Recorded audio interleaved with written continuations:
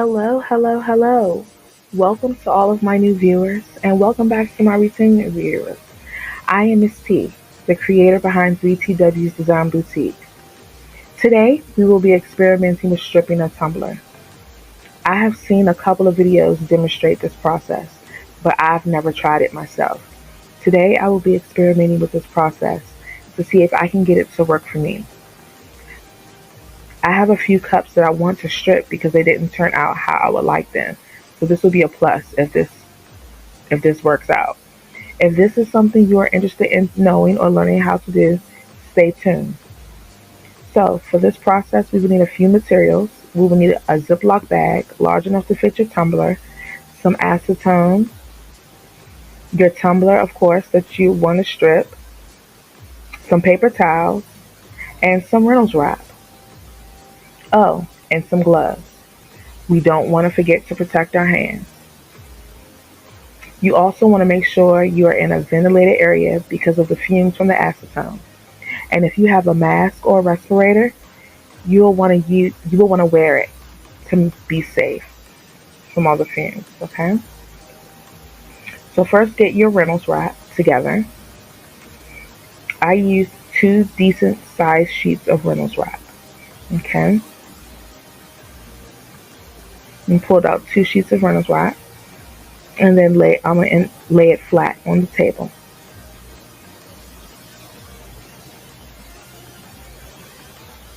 Then after your Reynolds wrap, you want to go ahead and gather your paper towel,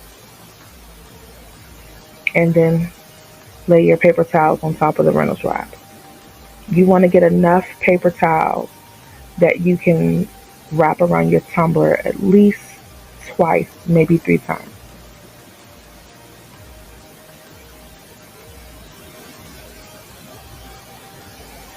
Okay, now go ahead and lay your paper towel down.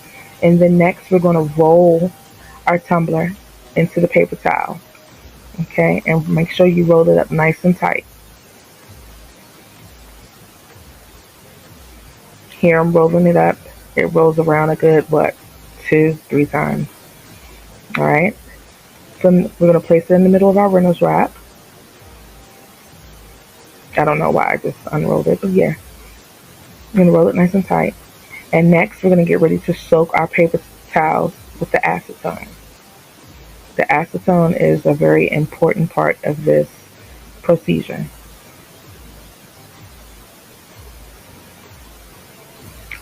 And it would help. I know it's off camera, but it would help if I unseal the acetone, completely open it, and had it ready for the video. I'm just saying. But anyway. So now and again, we're going to rewrap the tumbler up as tight as possible. Tuck the paper towel down around the butt of the tumbler. And then we want to soak the paper towel in the acetone. And then we're going to roll the cup over to make sure it's fully saturated. You don't want to miss any spots. When I say the major part of this is the acetone, what the acetone is going to do is the acetone is supposed to eat away at the paint, the glitter, any glue, resin, epoxy, anything that's on that cup. The acetone is supposed to break it down and eat away at it. Okay, so we're going to make sure our cup is nicely wrapped tight, paper towel is nicely saturated, and then we're going to wrap it up in the first layer of Reynolds wrap. I'm going to make sure it's nice and tight, tuck in the bottom so that the paper towel is touching the butt of the tumbler. Make sure it's all nice and tight so no air is getting in because we don't want it to dry out. And then afterwards, we're going to wrap it up with the second sheet of Reynolds wrap to make sure it's nicely sealed. And like I said, to keep the air and everything out. We want the paper towels to stay wet for as long as possible to eat at all the materials that's on the tumbler. Okay. And seal it up as tight as possible.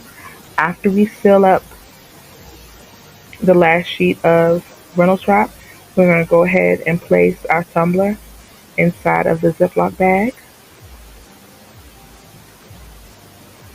When you put it in the Ziploc bag and close it up, you want to make sure that you squeeze out as much air as possible. And then we're going to, after we seal up the bag, we're going to let our tumbler just sit for about 24 hours or so and let it do its thing. Okay, so after about 24 hours, I'll be back so we can see what happened.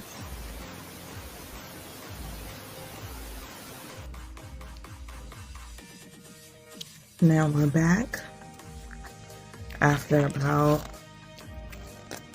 we were supposed to wait about 24 hours, and it's been about 36 hours.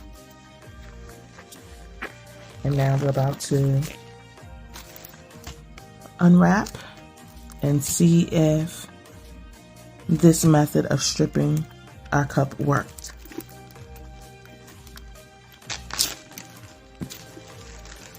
Alright, so take it out, take the cup out. Ooh. And you will want to wear your mask, wear a mask or a ventilator while doing this, because the smell is strong, okay? So, just gonna unwrap the layers of aluminum foil. I was trying to not tear it so I can reuse it to strip another cup if it works, but yeah, no. The aluminum foil is done for. Okay, so the paper towel is still wet. It's very saturated with color. Okay, so what I'm gonna do is just stand it up and just pour the paper towel down. Let's see what it does. Okay, so it stripped a decent amount off of the cup. Okay. Oh, wow.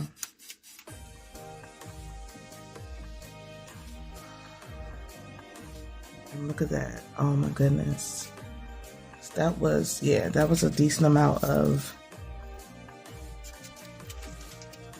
glitter and glitter glue. And I think about a layer or two of epoxy. Oh my gosh. So this did, it did what it was supposed to do. Yep. Okay, so I think this successfully worked. And now I can go ahead and strip other cups that did not come out as well, or come out to look like the vision that I wanted. All I gotta do now is just finish. I guess I'll take a little bit of more acetone to a paper towel or cotton ball or cotton round, and then finish getting the rest of this off. And then I can sand it down and start over. There you go. That was our experiment to see if wrapping your cup in with acetone and aluminum foil in a Ziploc bag could strip your cups. So now for all my beginners out there who have cups that may not turn out the way you want it, now you have a way to go ahead and strip your cup and start over. This is Miss T. Let me know if you may try this method or if you have another method of stripping your cup. Let me know down in the comments, and till next time, live your best life. Love you guys. Bye.